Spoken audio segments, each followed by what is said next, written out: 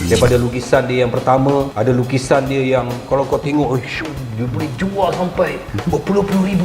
Gila. Wow. Waktu itu harga saya $650.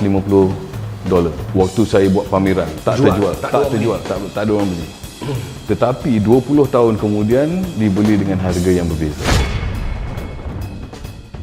Saya nak letakkan satu tinggalan saya pada ni sebagai Rosyad Nur dekat lukisan Datuk. Datuk boleh pernah? Boleh. Okay. Boleh tu Boleh, silakan.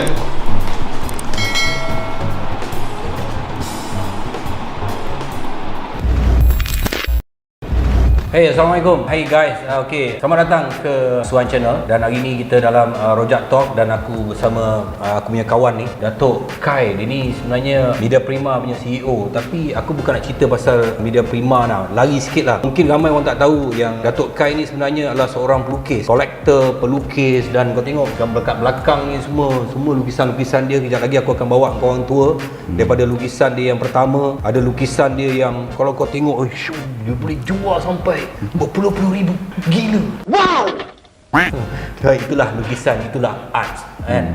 Jadi Tok, apa makna art yang bagi you? Art ni dia satu ruang expression. Dia macam juga kalau kita tengok seorang pelakon, dia gunakan badan dia, suara dia, pengalaman dia jadi modal untuk sampaikan satu cerita. So pelakon tu jadi macam tools. Kalau macam lukisan ni, canvas tu jadi macam kita punya cerita, tapi apa yang kita letak dekat canvas tu, bila kita melukis satu line baru, kesudahannya kita tak tahu lagi. Tapi kita tambah dan sebagai pelukis kita gunakan pengalaman, cita rasa, perasaan dan kita campakkan dekat sini. Dan lepas tu kita adun, kita buat sampai kita rasa okey, dah jadi. Itu bagi saya art, satu ruang untuk kita berekspresi.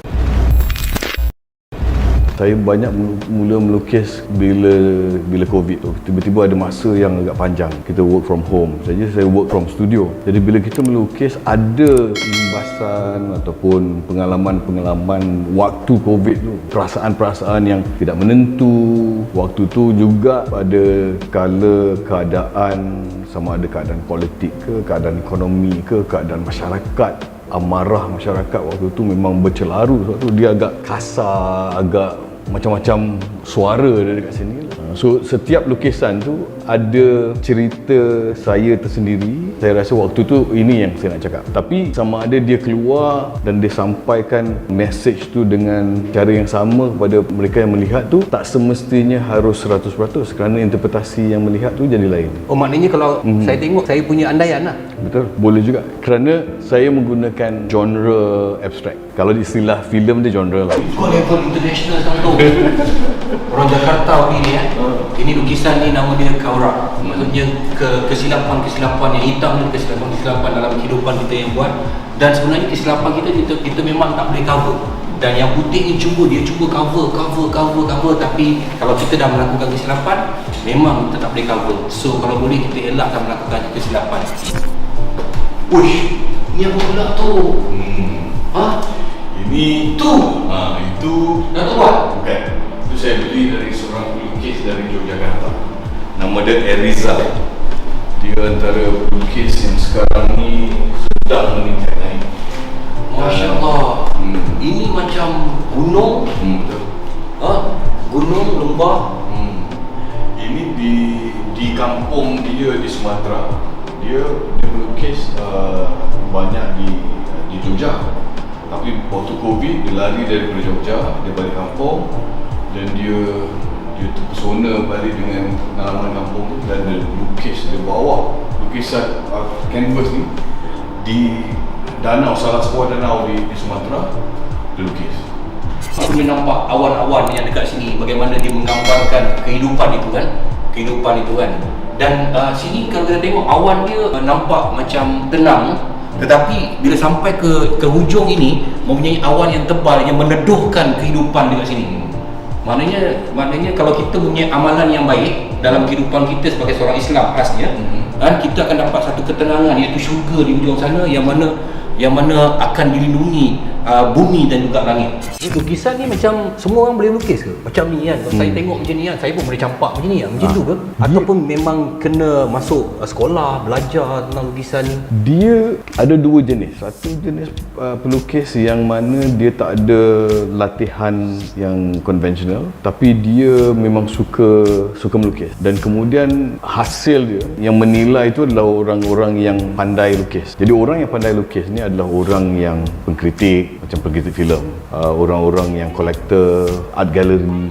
Dia ni yang tahu perkembangan lukisan dan sejarah lukisan sama ada di negara ni ataupun antarabangsa, dan dia kata ya ini ada nilai dia. Ada cerita. Ada cerita. Nilai tu bergantung pada macam mana kita marketkan benda tu juga, kita positionkan benda tu juga. Datuk dulu ada masuk ke belajar-belajar ni semua? Ada. Okey, Datuk cakap ada dua. Tadi satu yang datang kepada ekspresi sendiri. Yang belajar tu macam Datuk belajar? Belajar. So waktu saya masuk sekolah lukisan, bukan pasal saya nak jadi pelukis. Saya nak cari landasan untuk saya nak belajar. Waktu tu cita-cita nak jadi pengarah filem. Dah jadi pun dah.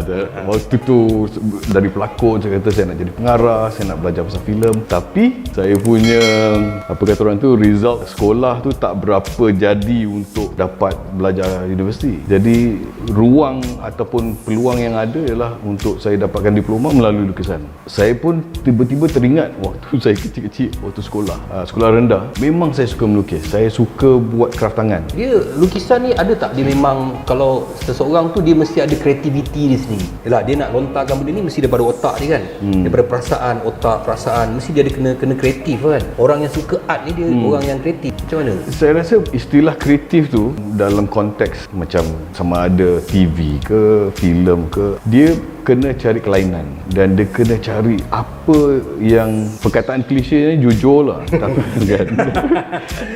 tapi maksud jujur tu ini yang aku tahu buat. Jadi tak perlu nak cuba jadi orang lain. Kalau saya nak melukis portrait, asal-asal dulu waktu sekolah tahun pertama semua kena buat portrait. Tapi ini suara saya, ini style saya yang saya rasa okey, ini aku ni. Ini trademark lah kira. Trademark lah. Kena seseorang pelukis kena ada trademark. Betul. Ni tu Datuk buat. Tak, itu pun ini bukan genre Datuk ni kan. dia seorang pelukis baru di Malaysia yang sedang meningkat naik. Dan kita macam rasa macam saya tertarik pasal bila kita tengok lukisan dia ada banyak layer. Dia ada cebisan canvas dari yang lain, lepas tu dia cantumkan jadi satu, dia letak image yang terpisah-terpisah macam ni, fragment objek yang dia letak jadi satu komposisi. Maksudnya mungkin lah tu maksudnya mungkin kehidupan kita ni ada lapisan-lapisan lapisan-lapisan yang tak sempurna. Tak sempurna kaki kerusi, kerusi yang hilang begini tak sempurna, dan ni lapisan-lapisan dia dalam kehidupan, tetapi kita mencari kesempurnaan. Itu bagusnya buat ni, untung. Kau kenapa ni? Ada ke orang nak beli ni? Ya, ni dah jual dah. Tapi bukan lukisan saya yang termahal lah. National Art Gallery Singapore. Dia beli? Dia beli. Lebih kecil dari ni. Lebih kecil pada ni? Wah, hebat lah tu. Dia hebat sebab dia ada sejarah. Oh, lukisan tu macam tu juga. Ada sejarah baru jadi hebat. Waktu tu ada polemik di sebalik lukisan tu. Kerana polemik tu, Singapura menganggap waktu tu lah lukisan tu dengan satu sebentuk arca, ada polemik di sebalik tu. Dan bila dia beli arca atau sculpture yang dia dah beli awal-awal, saya pula tu berhijrah ke Malaysia, dia tak dapat jumpa, tak dapat cari saya. Dekat 20 tahun kemudian terjumpa di Singapura, jumpa saya pergi galeri tu, dia kata kita mencari lukisan tu. Saya kata ada di KL. So dia datang beli lah. Tapi harga dia dah berbeza. Kalau modal berapa modal yang RM80,000? Modal perkakas tu murah, tapi modal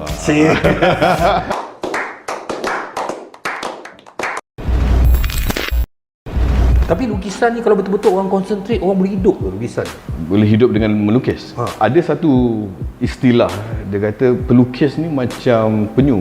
Bila dia bertelur, ramai yang menetas yang pergi masuk laut, tapi berapa ramai yang boleh sampai balik untuk menetas, untuk bertelur. So ramai yang tumpas. Yang boleh melukis. Tapi ramai yang tumpas juga. Ramai yang tumpas. Dia macam dunia artis juga Betul? Ramai yang nak berlakon. Betul. Tapi siapa yang sampai kat penghujung boleh jadi nama, boleh popular, boleh diangkat sebagai hero, heroin yang dikenali kan. Macam tu juga lukisan lah. Macam tu juga dengan lukisan. Dan saya rasa selain daripada bakat, selain daripada kemampuan melukis, dia kena ada stamina, dia kena ada kreativiti atau pandai meletakkan atau mencari ruang yang okey, ini aku Branding lah. branding dan sebagainya. Mungkin saya hari ini boleh bercakap dengan istilah-istilah tu, tapi sebagai pelukis mungkin dia tak nampak yang itu penting. Tapi kalau dia tahu How to market. betul. How to market dia sebagai seorang pelukis, and then kalau dia boleh market dia sebagai seorang pelukis, orang tahu dia sebagai seorang pelukis yang hebat, tetapi adakah dia boleh jual market dia punya lukisan tu dengan harga yang orang cakap wah, lukisan yang pertama Datuk jual berapa harga? RM800. RM800. Okey, berapa lama proses tu? Adakah masih belajar ataupun dah keluar daripada belajar dapat yang RM800? Masih belajar dapat. Okey, apa perasaan Datuk bila ada orang nak beli lukisan Datuk RM800, dolar Singapura kan? Dan masa tu dia tak jauh. tak jauh dengan Malaysia kan? Rasa macam rockstar. Aku ni bagus juga macam tu. Tapi waktu saya mula melukis, saya dah mula rasa yang orang suka lukisan saya. Tak tahu pasal apa. Saya pun tak tahu kenapa dia suka kenapa dia nak beli. Saya pernah ada satu pengarah Goethe Institute, Germany punya cultural center, datang melawat sekolah. Saya waktu tu tengah melukis lah atas lantai macam ni. Tiba-tiba dia datang, dia kata, aku nak lukisan kau ni. Saya cakap, macam okey, berapa kau nak jual? Masalah ni kan? Masalah. Saya kata, waktu tu saya kata $800 waktu tu. Dia kata buat 800. Okey, terus dia beli. Kita pun tak tahu kenapa. Tapi lama kelamaan kita sendiri akan tahu orang suka, kenapa dia suka apa. Kita cari jawapan-jawapan tu sendirilah. Ada kalanya kita cari kelainan kan. Kita kata okey, aku dah lama sangat dengan cara yang macam ni, kita cari kelainan. Macam buat filem. Tiba-tiba macam orang tak berapa suka, tapi kita tahu nilai dia baik, kita simpan dia. Macam lukisan yang saya jual $80,000 tu, waktu itu harga saya $650. Waktu saya buat pameran, tak ada orang beli. Tetapi 20 tahun kemudian dibeli dengan harga yang berbeza. Ada terfikir tak benda tu jadi?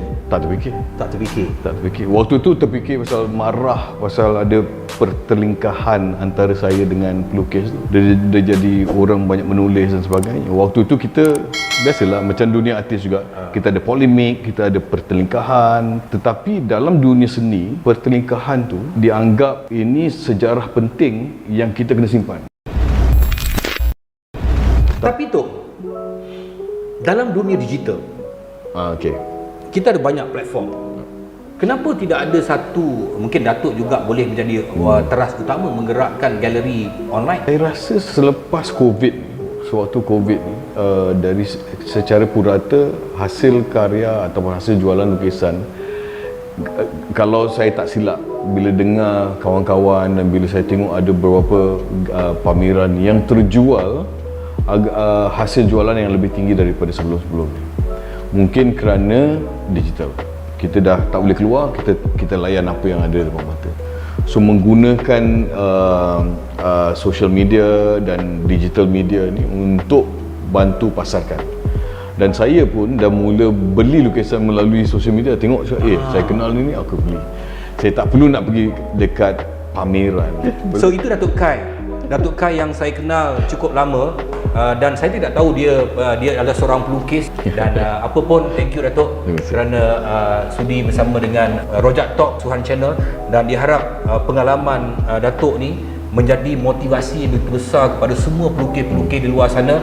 Maksud saya yang kira yang dah upgrade tu, dia orang dah tahu pasaran kan, tapi yang baru nak berkecimpung, yang mengambil jurusan dalam art, mereka nampak bahawa dunia lukisan ni sebenarnya kalau cara dia betul, tahu pasaran dia, tahu branding dia, maknanya boleh cari makan. Thank you Tok. Sama. Dan thank you again Tok.